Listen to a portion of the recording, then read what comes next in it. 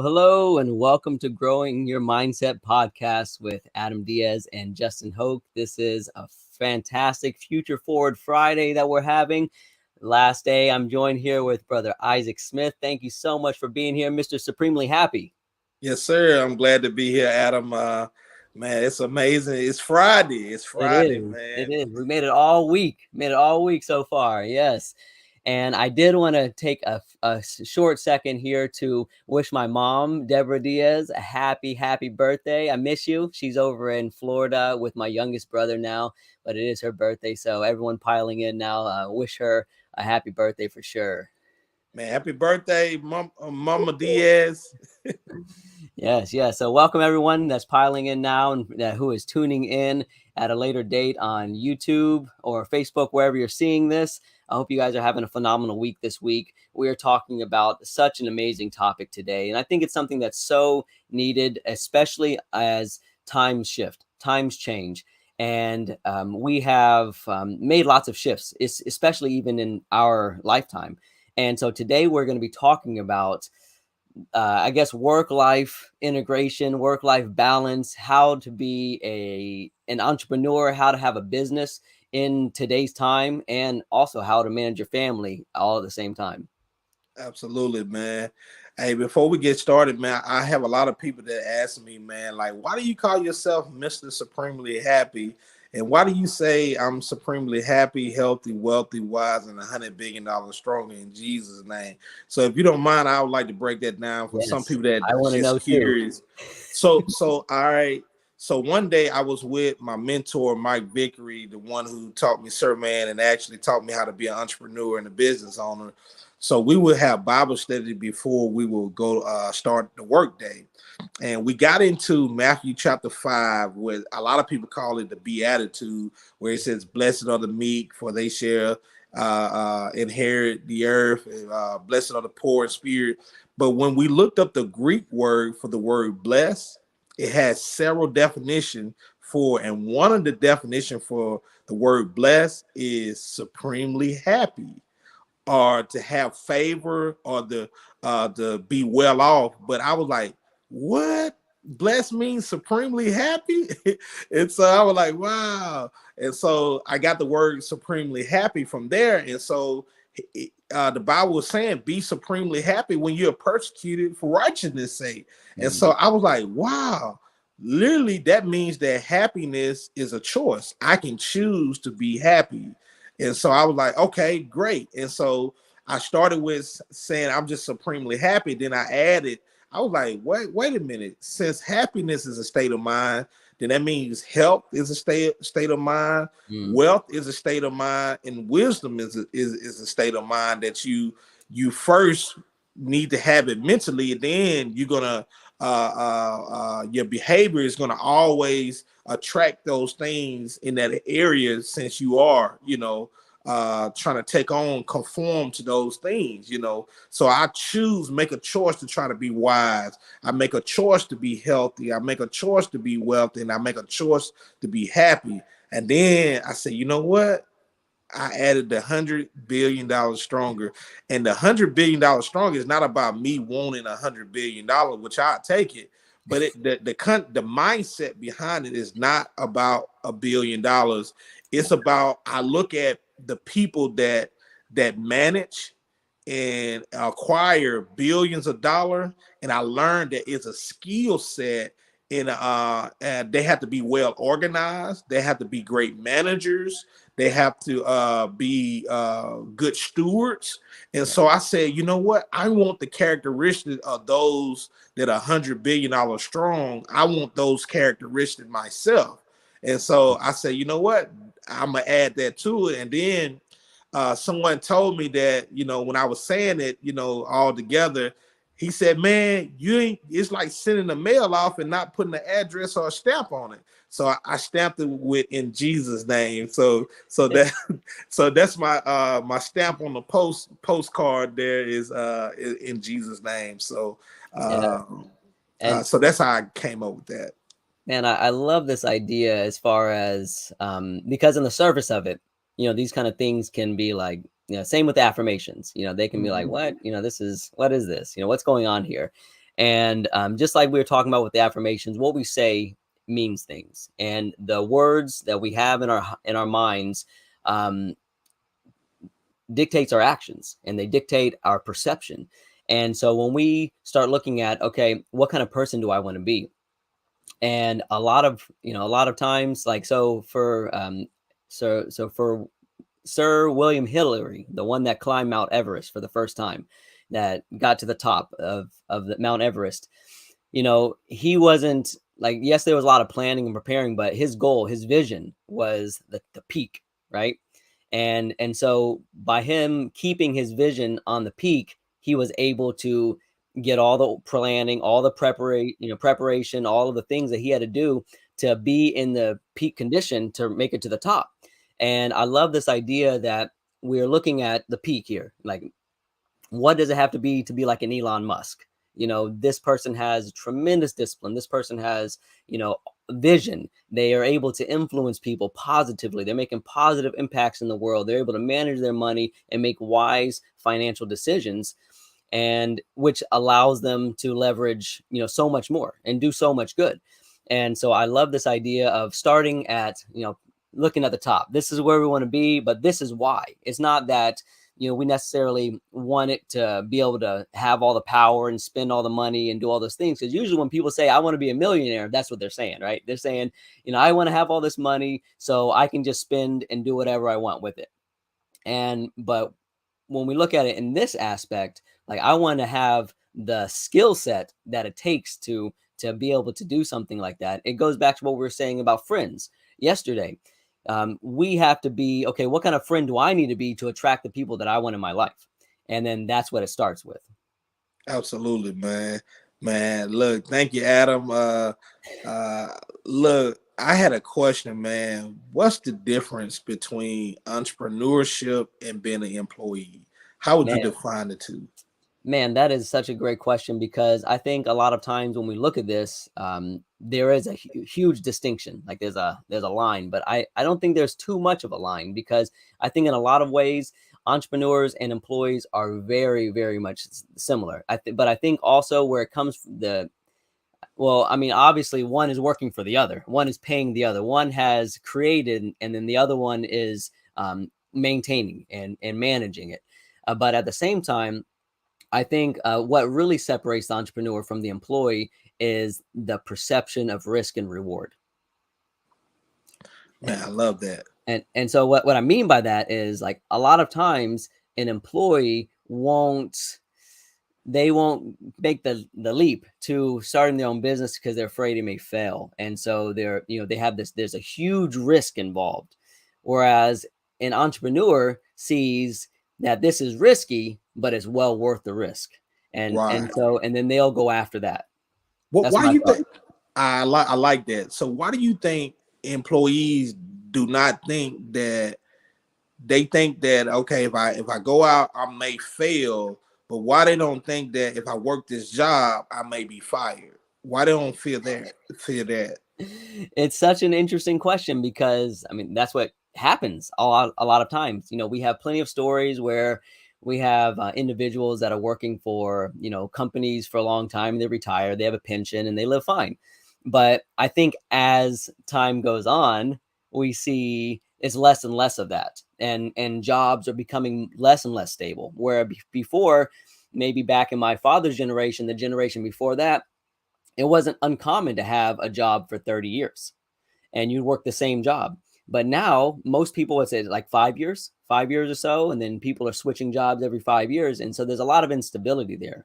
And I think that um, we're still in our minds behind the time. We're still envisioning, okay, well, we can work for a job and they'll take care of us, and somebody else is going to take care of all of those, bigger things. Absolutely, man. I like that. And also, I think that our system that we have today of the employee employer is only a young system.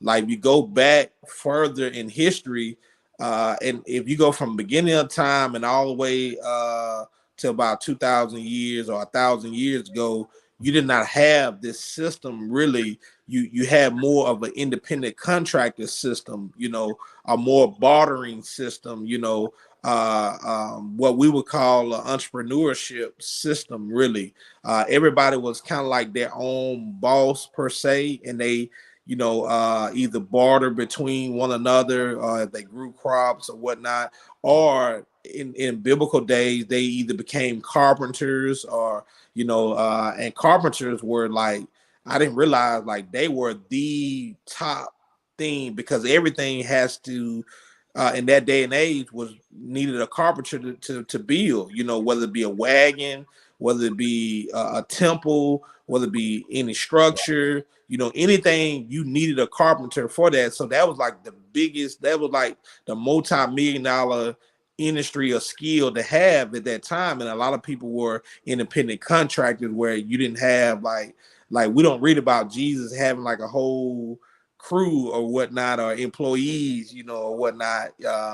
But you do see that in the families they have that, because his dad Joseph was a carpenter, and they actually said he were the carpenter. So that means that, like, he did carpentry on the highest level, or whatnot.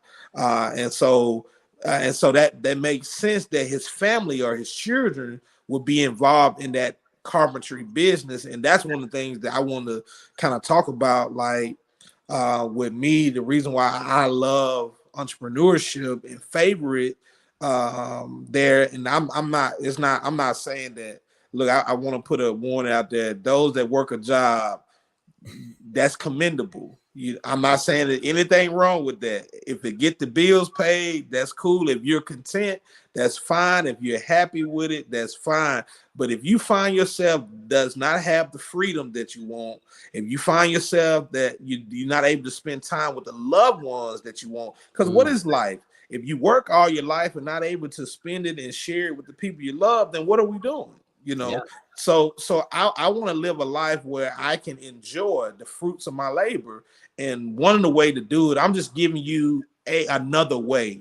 Yeah. Working a job is one way, but let me share another way with you guys that you can do it, integrated in your life, that can have generational effects. So if you're working a job, just think of like a side hustle, or just say, okay, let me supplement, or what we would call, let me diverse my income. The more streams of income you have, the better. And we actually talked about this principle with yesterday about friendship. If you only have one line and that line is cut, it's gone. So if you have one stream of income and that income is cut, you are devastated. But think about, you have the web concept or the net concept, and you got a lot of different income. When one thing is cut in the net, you're not going to be affected as much. And matter of fact, I took notes on Adam. Even if the net is down to only 40%, is cut 40%, then guess what? You can still hold 80% of the household income off of that being down 40% like that. So that's why multiple streams of income is very important. And I want people to have, I want to restore the mother and father back in the household, so that the kids can have a benefit. But I also want you to be able to have financial freedom to be able to store something up for your generation to come. And a job would not allow. So let's look at the pros and cons. A job will not allow your kids to come to work with you. So that means that they can't spend time with you while you work. Two, if something happened to you, they're gonna fire you, and they're not gonna care that you got bills and kids to take care of you. So actually, jobs do not care about you. They only care about their profit and their bottom line. So knowing that, that means that I need to be responsible and take care of me, like the business is going to take care of itself. It only thinking about the business and how to make the business grow and make it sustainable. They do not care about their employees, because if they did, they would probably go out of business if they did. So knowing that, you have to prepare yourself and position yourself so that you can win and not be taken advantage of by businesses. And I think it's nothing against businesses and being an employee and having an employer, because I think it's just the nature of what a business is. Because even having a business, if we own a business and we have employees, and things are happening, like, it's, no offense kind of thing, but it's like we have to put the business first. And Absolutely. I think, there's a lot of great businesses out there that do take care of their employees, so, but I think in a very general terms, and most times it's not. Like, if you go out to these big chain stores, or big businesses, a lot of times it is the bottom line, and it's, rightfully so, because they're looking after their profit and they're looking after making the business profitable. But like you're saying here, it's so important for us to just know that there's other ways, know that there's alternatives. Because if we go through school, for instance, you go through elementary and middle school, high school. When you start getting into middle school, they start, you gotta get you good grades so you can get into good college, and do all these things. And all the while, there's this huge educational shift happening, where YouTube University and online courses are taking over the educational system, and they're decentralizing it. And so, like, for the masses getting fed, like, you got to go to college still, like, this is and this is the only way. Like, it's not very wise information. And I think that college is great. I think you can learn so many skills, but going for the sake, that's why we have this huge student debt crisis, right? Because people are going for the sake of, just being in there to go, because everyone's saying you got to go. And like, so this idea of understanding that there are options, that we have different ways to do things, is very important for us, because then we start thinking, we get our minds thinking. And I think we were talking about this earlier. So what do we do? Like, because so many people, they want to, right? They want to start their own business, or they want to at least have another source of income and do some things that they're passionate about, use their gifts. So what are some of the things, I guess, that we can do there to get started? Man, I tell people, man, like, conversation rules the nation, Adam. Your the words is so powerful. Motivational speakers make millions of dollars just speaking. Yeah, So at the very least, everybody got something that they can talk about. They can blog about. But I always tell people, man, discover your gifts. Like, figure out uh what you're good at and what you have skills in, and just talk about it. Just be a creator. Just yeah, create whatever that you find passion in. Like, if you're passionate about something, like, I love horses, so for me to talk about horses would just brighten my day up, but it may brighten other people's day up. People may end up wanting to listen to me talk about horses.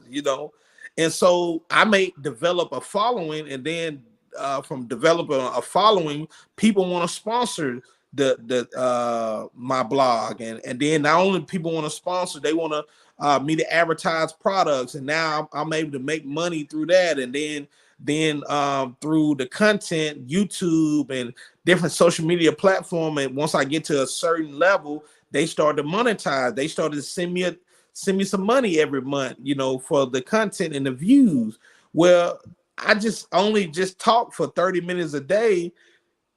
And now I'm able, and I know some people that at minimum make $5,000 a month, Adam, to all the way to $100,000 a month, just literally just talking about the things that they love. So that's the first step, is like, at the very minimum, you can just get online and just create content. And yeah, the internet allows us to make money very easily. Like, it's not as hard as it once was. When I was in school, the internet wasn't as big, and you're not able to reach people. Like, think about it, Adam. We're able to reach people in China, anywhere, so we can advertise a product right now, and people will have the opportunity to buy it if they find value in it. So yeah. that's powerful, It is. there, Adam, that we're able to make money like that.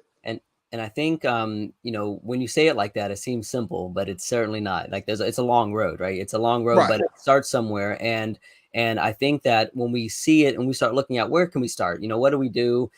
Certainly starting at the things that you're passionate about, that you know a lot about, that you have gifts and resources, you have uh, experience from your previous jobs and just life experience. And some of the other things we can do is get educated, because it's one thing to know how to do something, but then it's a whole nother thing how to run a business doing that thing.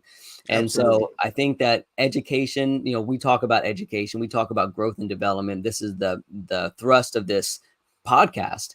And so to get educated on how to run a business, on how those things work, because that was one of the things for me. I was a printer when I was a managing a print shop, and I knew how to print. I knew all about the printers and everything. I knew nothing about EINs and taxes and all of the other things that you have to know about to stay out of jail, pretty much, and make it all work, right, and make it all work. Because I think that's why the statistic is staggering that 5 years in, most businesses fail. And so getting Mm-hmm. educated prevents that. Getting educated helps us to start on the right foot. And even if we have a job, we could always start some kind of side hustle, start thinking of like how we can start generating multiple streams of income. For instance, for me, I own my own business. I own a printing company with my brother. And so I could bring my kids to work with me if I so desired, or I could, take a day off to spend with them. I have a lot of flexibility there, but also we do several other things. My kids have a plant nursery and they sell cuttings on eBay. And so when we get a order, my 10-year-old, she'll get a notification on, she'll go and take the cuttings, make the order, ship them out right here, all on our property. And she gets paid for those things. And so when we're looking at, like, not only is it great for us to start thinking, but then we can get our kids involved. And so this is what I want to take. I know we don't have too much time, but I do want to talk about this is like my favorite benefit of owning a business, like being able to be a family man and being able to do it how I want to. Absolutely. Adam, and I just want to debunk a notion that people say it takes money to make money. My 13-year-old daughter proved that is not the case. So I'm gonna give you what she did. She said, Dad, I need for you to loan me some money. I'm gonna go buy some candy. I'm gonna go sell it. I'm gonna bring your money back to you, and I'm gonna keep the profit.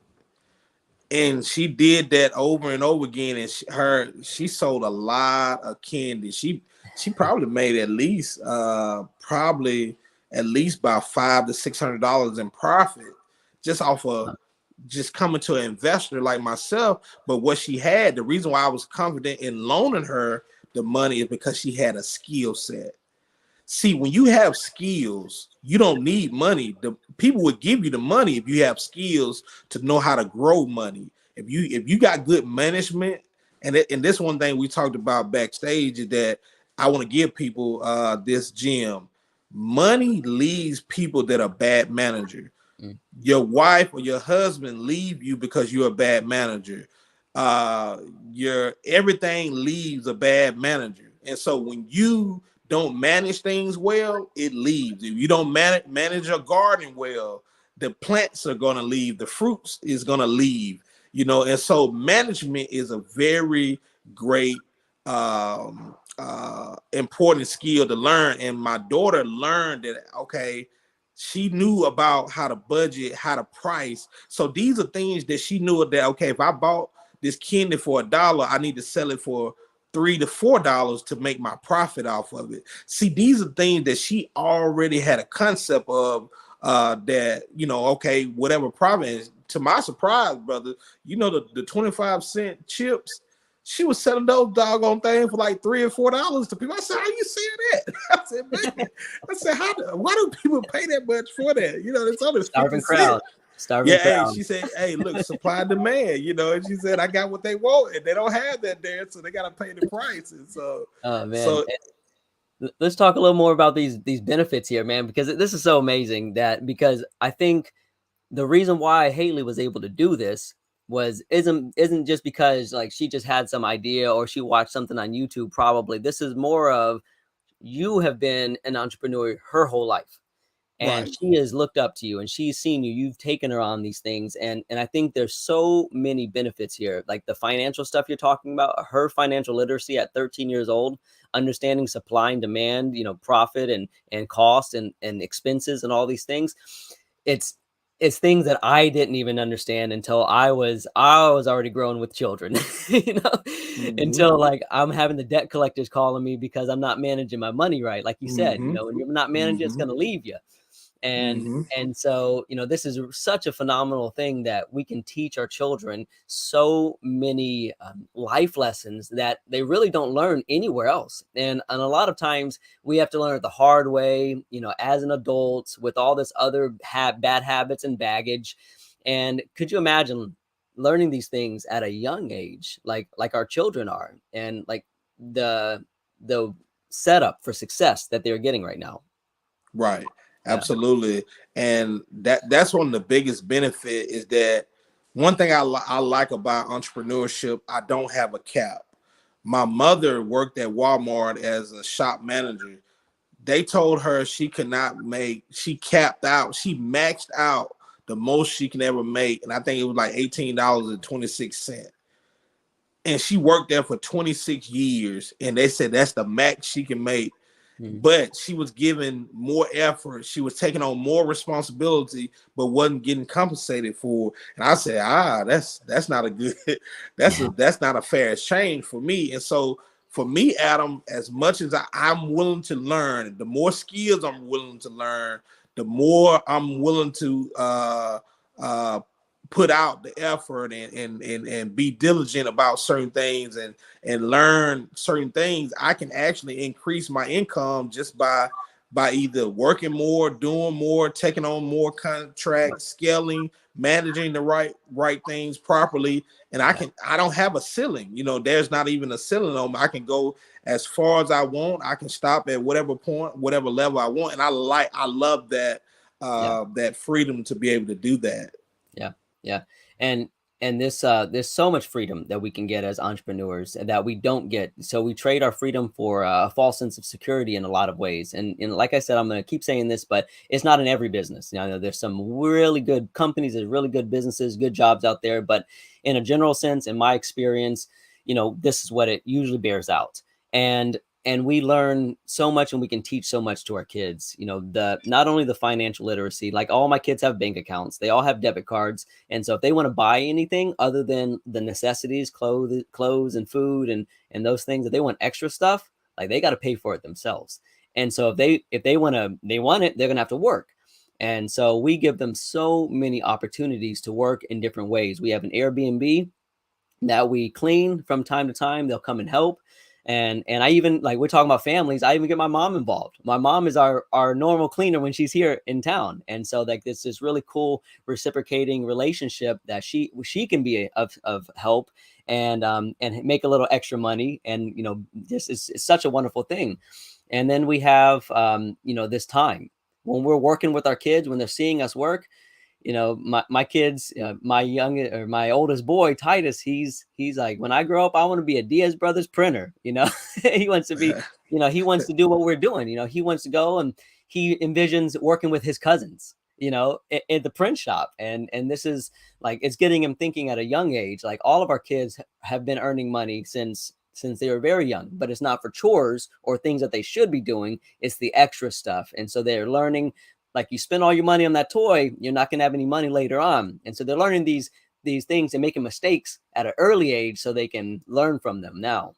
Yeah. Hey, Adam, this is why I tell people, like, we got to change, evolve with the time. And what I'm just trying to encourage everybody to evolve with technology and way things are going. So let me give you this analogy, Adam. It'll be equivalent of somebody that says, man, the best way of transportation is walking, Adam, when we got cars. Yeah. You know what I'm saying? Yeah. So we was forced to, somebody didn't want to, you know, go to a horse.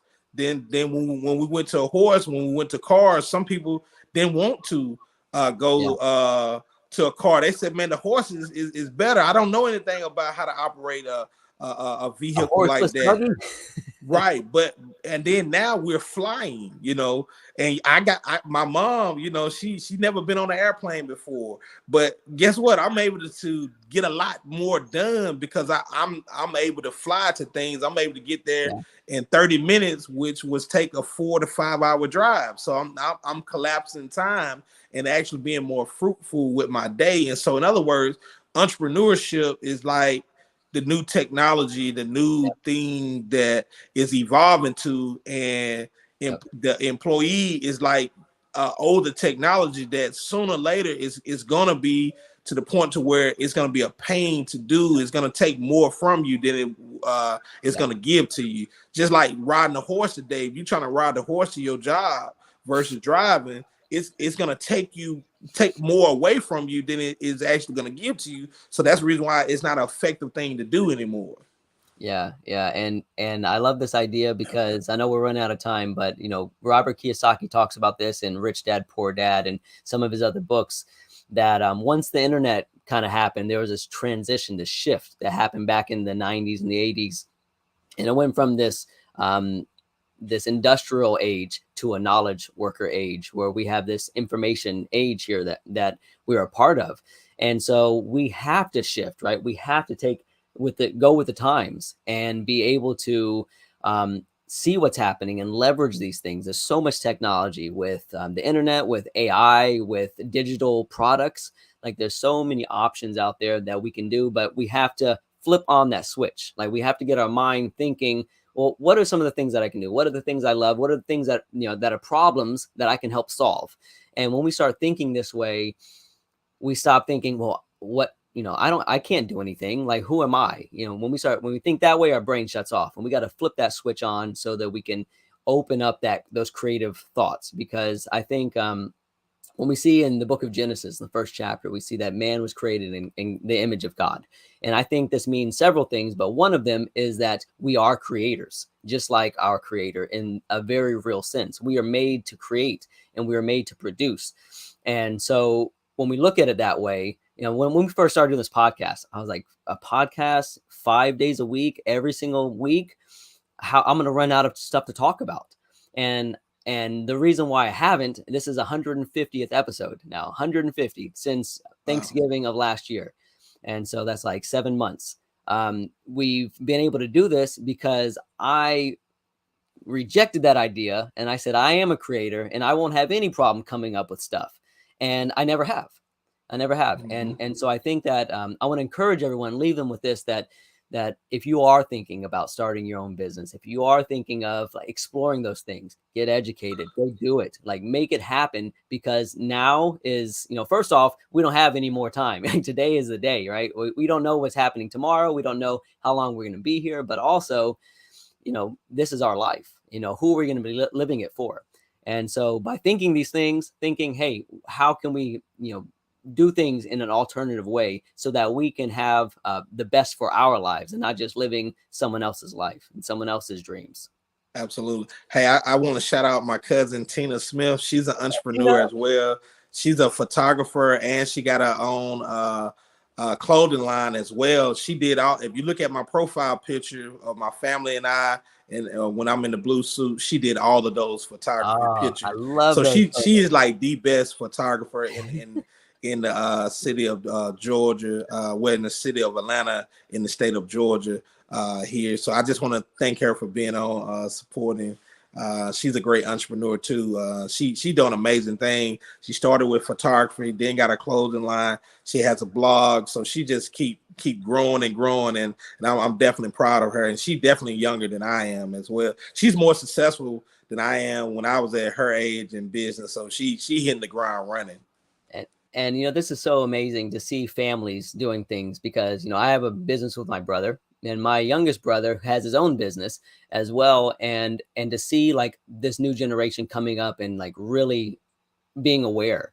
And we see, I'm sure Tina had a little bit of, she was probably a little bit influenced by you, and you're doing. And so when we see, we see other people doing it, and it's encouraging and inspiring and so the younger the generations are, the more influenced they are at a younger age, the better chance they have for success later on. Absolutely, Yeah. Adam. Oh I man. can't believe, man, we're already done, man. There's so much, man, we can get into, man. Yeah, there's a lot. There is a lot. Yeah, And so but I hope everyone benefited from this great discussion. I know I did, because I really love the progression of this week here. And so if you haven't yeah, watched the rest of this week, please go back and tune into Isaac and my podcast episodes from Monday through Friday, because I'm going to be going back and visiting them. I think my wife's watched all of them twice at least already. She's been really enjoying them. So I also want to give another shout out to my mom. Thank you so much for being supportive of the show, and happy birthday. Everyone wish my mom a happy birthday. It's her birthday today. Show her some love. But without further ado, let's hop into these affirmations, my brother. All right. I am committed to my growth. I am committed to my growth. I am loved, appreciated, blessed, and highly favored. I am loved, appreciated, blessed, and highly favored. Challenges are opportunities for me to improve. Challenges are opportunities for me to improve. Every day I am getting better and better. Every day I am getting better and better. I am my best investment. I am my best investment. Life happens for me. Everything is for my growth and benefit. Life happens for me. Everything is for my growth and benefit. I'm an action taker. I am an action taker. I'm committed to being the most positive person that I know. I am committed to being the most positive person that I know. I am a fixer. I am somebody's answer. When you get me, you get everything that I'm connected to. I am a fixer. I am somebody's answer. When you get me, you get everything I am connected to. Let's go. Let's go. Hold on, one more here. I'm going to try to do it here. I am supremely happy, healthy, wealthy, and wise, and $100 billion strong in Jesus' name. Yes, sir. Yes, sir. Yes, sir. Amen. All right, you guys. Thank you so much. Hey, Adam. Go ahead. I just want to leave the people with this. A man's gift, or man or woman gift, will make room for them and set them at the table before great men. So remember, your gift is inside of you and not outside of you. So if you want to discover like freedom, financial freedom, just tap into who you are, your gifts on the inside, and let the world have it. When you let the world have your gift and experience it, the world will be willing to pay for you for your gift. Yes, indeed. So just work on providing value, work on improving yourselves, and it'll all work out. Yes, sir. All right. Thank you guys so much for joining us again for an amazing week. Have a wonderful weekend, and we look forward to seeing you guys next week. All right, Isaac, again, thank you, my brother. You've been so gracious with your time, and I really appreciate you. Hey, man. Hey, look, I really enjoyed this, man. You're going to have to ask the people, man. Hey, would they like to see us, on a more regular basis? Yeah, we're going to have to. We have to take a survey. Yeah. All right, you guys, have a great weekend. We'll see you on the next one.